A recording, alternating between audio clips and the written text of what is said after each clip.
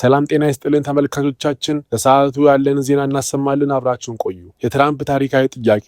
ፕሬዚዳንት ዶናልድ ትራምፕ በአሜሪካ ታሪክ ከፍተኛ የሆነውን የ1.5 ትሪሊዮን ዶላር የመከላከያ በጀት ለኮንግረሱ ሊያቀርቡ ነው። የዋሽንግተን ለአዲሱ የሚሳኤል መከላከያ ስርዓት ብቻ 185 ቢሊዮን ዶላር ለመመደብ መወሰኗ ነው የተሰማው። ይህ ግዙፍ በጀት የቻይናን ተጽዕኖ ለመክታትና የአሜሪካን ወታደራዊ የበላይነት በዓለም ዙሪያ ዳግም ለማረጋገጥ የታለመ ነው ተብሏል።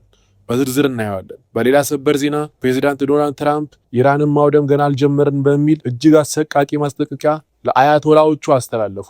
በተያያዥ ዜና በቴህራንና በካራጅ መካከል የሚገኘው ስልታዊ የቢ1 ድልድይ በአሜሪካ አየር ጥቃት መጋየቱ ተገለጠ። በድልድዩ ጥቃት 8 ሰዎች መገደላቸውን የገለጸችው ኢራን የሲቪል ተቋማት መመታት በፍጹም እጅ እንድንሰጥ አያረገንም ስትል ተናግራለች። በዝርዝር እናየዋለን። የተባበሩት መንግስታት ድርጅት የጸጥታው ምክር ቤት የሆርሙዝን ሰርጥ በወታደራዊ ኃይል ለማስከፈት በሚያስችለው የውሳኔ ሐሳብ ላይ ነገ ድምጽ ሊሰጥ ነው። የንግድ መርከቦችን ደህንነት ለመጠበቅ በሚል የሚቋቋሙ ዓለም አቀፍ ጥምረት በቴህራን ላይ ምን አይነት ስጋት ይፈጥራል? በተጨማሪም ፕሬዚዳንት ዶናልድ ትራምፕ ምዕራባውያን ሀገራት ለሰርጡ መከፈት ወታደራዊ ግዴታቸውን እንዲወጡ ጥብቅ ግፊት ማድረጋቸውን ቀጥለዋል። ይህንና ተጨማሪ ዜናዎችን ይዘናል። አብራችሁን ቆዩ።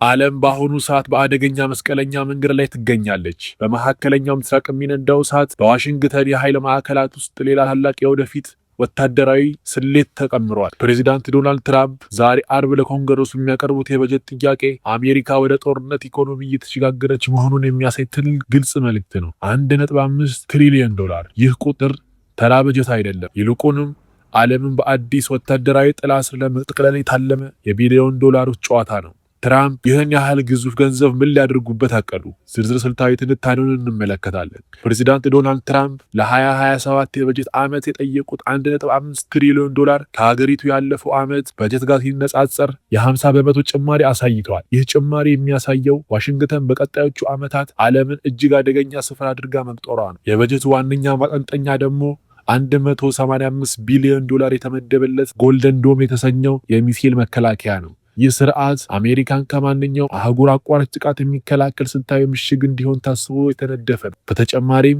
በጀቱ የሎክሂድ ማርቲንን ኤፍ-35 ተዋጊ ጀቶች፣ ዘመናዊ የጦር መርከቦችና የቨርጂኒያ ክላስ ሰርጓጅ መርከቦች ግዢን ያካትታል። ይህ ግዙፍ ወታደራዊ ዝግጅት ሁለት ዋና ዋና ግቦች አሉት። አንደኛው በኢንዶ ፓሲፊክ ቀጠና የቻይናን ግስጋሴ ለመግታት ሲሆን፣ ሁለተኛው ደግሞ ባለፉት ጦርነቶች ምክንያት ያለቀውን የአሜሪካን የጦርነት መሳሪያ ክምችት በአዲስና በላቀ ቴክኖሎጂ ለማካተት ነው። ትራምፕ ይህንን ግዙፍ ወጪ ለመሸፈን የያዙት ስልት ደግሞ ይበልጥ አነጋጋሪ ነው። ፕሬዚዳንቱ ገንዘቡን ከአሜሪካ ግብር ከፋዮች ይልቅ ከውጭ የሚገቡ ምርቶች ላይ በሚጣሉ ከፍተኛ የታሪፍ ገቢዎች ለመሸፈን አቅደዋል። ይህ ማለት ዓለም ለአሜሪካ መከላከያ ትከፍላለች የሚል አይነት ስልታዊ የኢኮኖሚ ጫና ነው።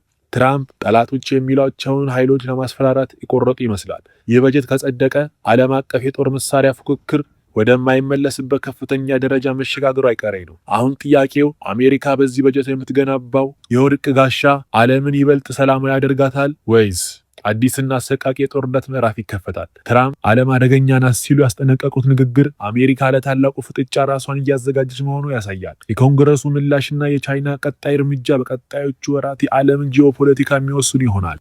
በመካከለኛው ምስራቅ እየነደደ ያለው እሳት አሁን ወታደራዊ ግንባሮችን አልፎ የሀገር መተላለፊያ ድልድዮችን ማፍረስ ጀምረዋል።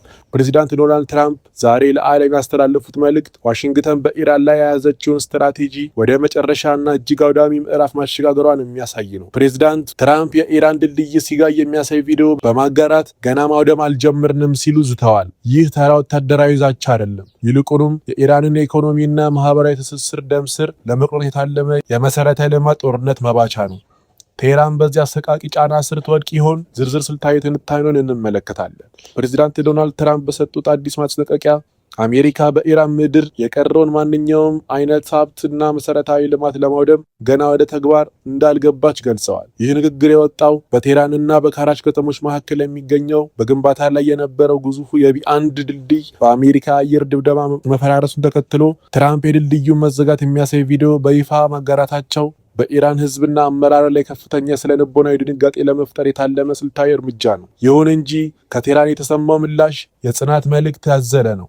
የኢራን መንግስታዊ መገናኛ ብዙሃን እንደዘገቡት በድልድዩ ላይ በተሰነዘረው ጥቃት 8 ንጹሃን ዜጎች ህይወታቸውን አጥተዋል። የኢራን የውጭ ጉዳይ ሚኒስቴር አባስ አራንጋቺ በሰጡት መግለጫ ያልተጠናቀቁ ድልድዮችን ጨምሮ የሲቪል ተቋማትን ማጥቃት ኢራናውያንን እጃቸውን እንዲሰጡ አያስገድዳቸውም ብለዋል። ይህ የአራንጋቺ ንግግር ቴህራን ለትራምፕ የመጨረሻ ጫና በዲፕሎማሲ ሳይሆን በሞራል ጽናት ምላሽ ለመስጠት መወሰኗን ያሳያል። ወታደራዊ ተንታኞች እንደሚሉት የድልድዮችና የሲቪል ሰርቪስ ተቋማት መመታት ጦርነቱ ወደ ለየለት የኢኮኖሚ ማሽመድመድ ደረጃ ሊያሸጋግረው ይችላል ብለዋል። ትራምፕ የሰላም ስምምነት ካልተደረሰ የቀረውን የኢራን ሀብት ለማውደም መወሰናቸው ቀጠናው ወደማይመለስበት ታላቅ ውድመት እየገፋው ይገኛል። ዓለም አቀፉ ማህበረሰብ ይህን ድንጋጤ የድልድዮች ጦርነት ስጋት በከፍተኛ ድንጋጤ እየተከታተለው ይገኛል። በሌላ ዜና የዓለም አቀፍ የኢኮኖሚ አንገት ወይም የሆርሙዝ ሰርጥ ዛሬ ይህ ስልታዊ የውሃ መተላለፊያ በዝምታ ተውጧል።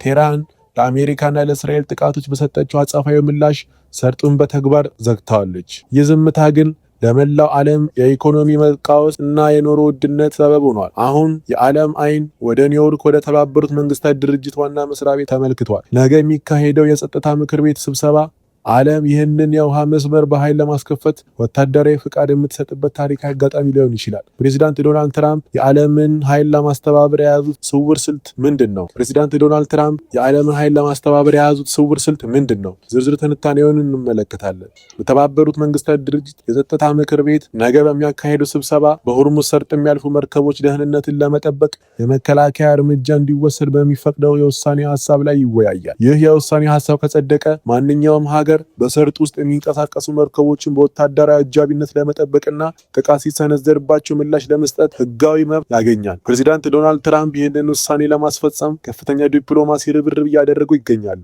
በቅርብ በደርዘን የሚቆጠሩ ሀገራት የተሳተፉበት የበይነ መረብ ውይይት እየተካሄደ ሲሆን ትራምፕ ሀገሮቻቸውን አሁን ጊዜው የድርጊት ነው በማለት ወታደራዊ ድርሻቸውን እንዲወጡ አሳስበዋል። እንደ ዋሽንግተን እይታ የሆርሙዝ ሰርጥ ዝግ ሆኖ መቆየቱ ለአሜሪካ ብቻ ሳይሆን ለመላው ዓለም ህልውና አደጋ ነው። ነገር ግን እዚህ ጋር ትልቅ ስጋት አለ። ኢራን ሰርጡን የዘጋችው ለተሰነዘረባት ጥቃት እንደ ህጋዊ መከላከያ በመቁጠር ነው። የተባበሩት መንግስታት ድርጅት ወታደራዊ ፍቃድ የሚሰጥ ከሆነ በሰርጡ ውስጥ በሚንቀሳቀሱ አሜሪካና የአጋሮቿ የጦር መርከቦች እና በኢራን እስላማዊ ዘብ መካከል የቀጥታ የፊት ለፊት ግጭት መከሰቱ አይቀሬ ነው።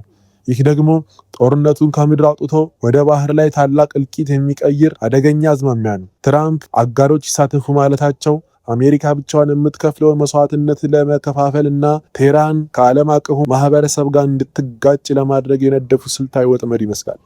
ለዛሬ ያዘጋጀነው ስልታዊ ትንታኔን ይመስላል። መረጃ ጠቃሚ ሆኖ ካገኛችሁት ላይክ በማድረግ ድጋፎን ይግለጹ። ሰብስክራይብ በማድረግ የቤተሰባችን አባል ይሁኑ። በቀጣይ በሌላ ጥልቅ ትንታኔ እስክንገናኝ ድረስ ሰላም ለዓለማችን ይሁን።